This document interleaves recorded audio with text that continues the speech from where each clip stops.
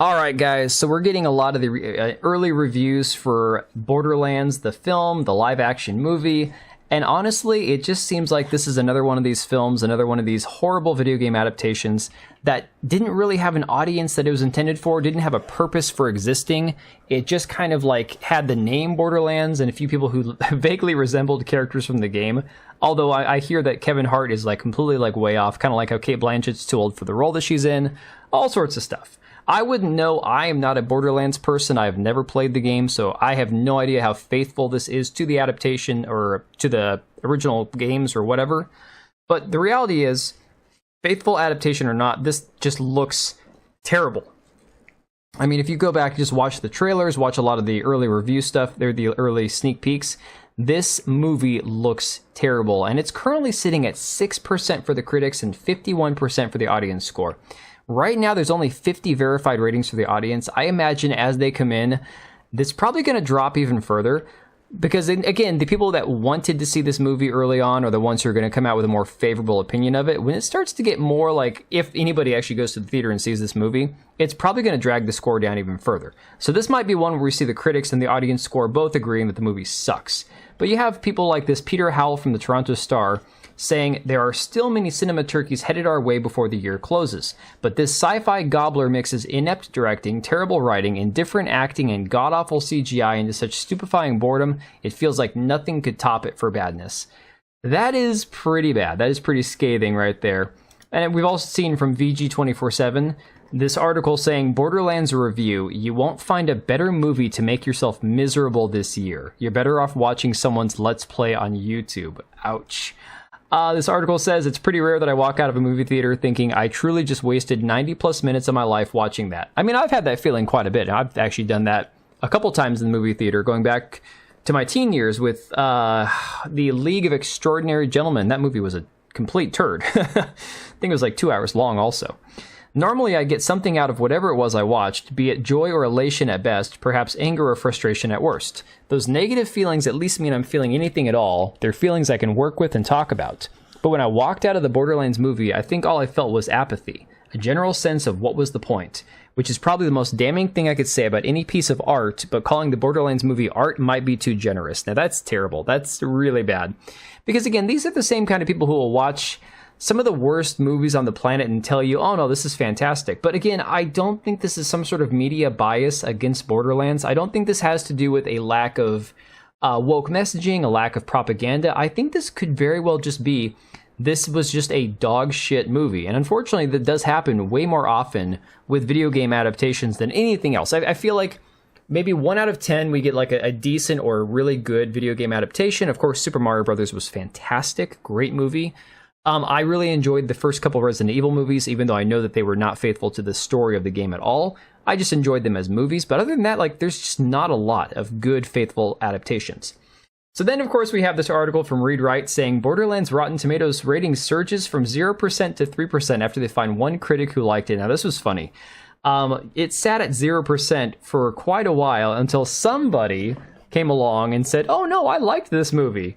And that person turned out to be, yes, the Hollywood Shill Grace Randolph, the same person who didn't understand why Mario was a good movie. She couldn't figure out why Mario was dressed up like a cat. She thought maybe they were trying to appeal to furries or something. I'm not even kidding. That's what she said in her review.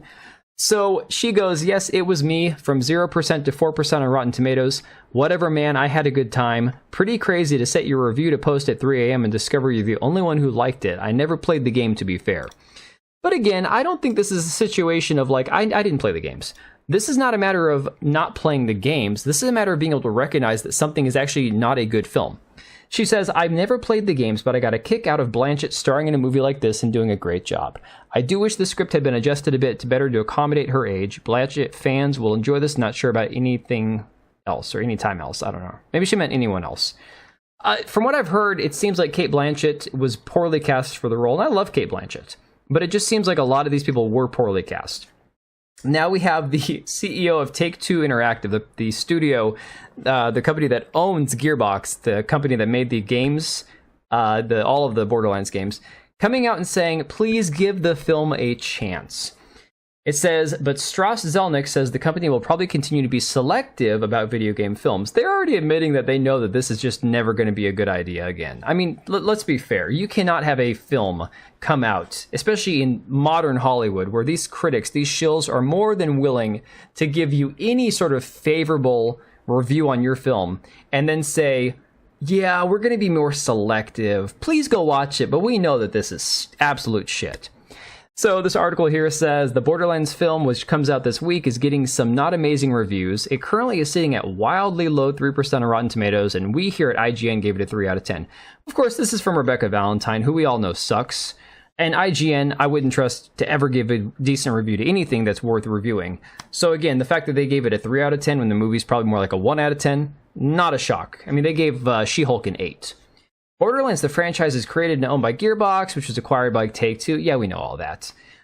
The answer per Zelnick is no, financially this film won't make a dent. But he also urged to give the film a chance despite the negative critical reception. Here's his response. Let's give the film a chance. A lot of people worked really hard on it. I'm so sick and tired of that response when it comes to bad films, bad video games, bad stories, bad everything.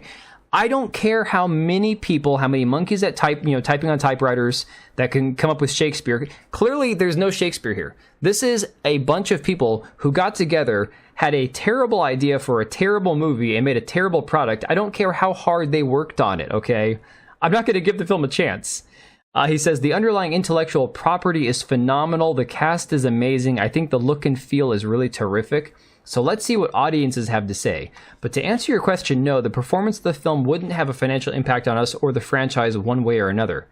Well, clearly, I mean, the games are going to be completely separate from the film. I don't think that anybody would assume the movie is going to tank the game studio or the development of future games. But what it is going to do is paint a harsh picture for these people that they need to stop trying to make all of this crap live action, make it for everybody. They need to realize this is not what sells. Gamers don't go see this stuff, and gamers are your audience. The people that, it's like the Halo show. How the guy that played Master Chief told the fans, what was his name? Pablo Schreiber. He's like, oh, well, if you don't like the fact that I take my helmet off, maybe the show's not for you. Okay, well, if the show's not for Halo fans, who's the show supposed to be for? Normies? Guess what they did? They pulled the plug on that. No more. No more Halo show. 2 seasons, that's it. It's over. It's done. Because they don't understand how to make something for the fans. So yeah, I just find this hilarious. It's like, look, again, somebody like me, I can still watch a movie whether I know anything about the story or not, or, have any experience with the game, and be able to say, this is a good film, this is not. I enjoyed the first Resident Evil film. I think it was slightly better than the second, although they both had parts that I liked. By the time they get to the third Resident Evil, terrible movie. I hated it.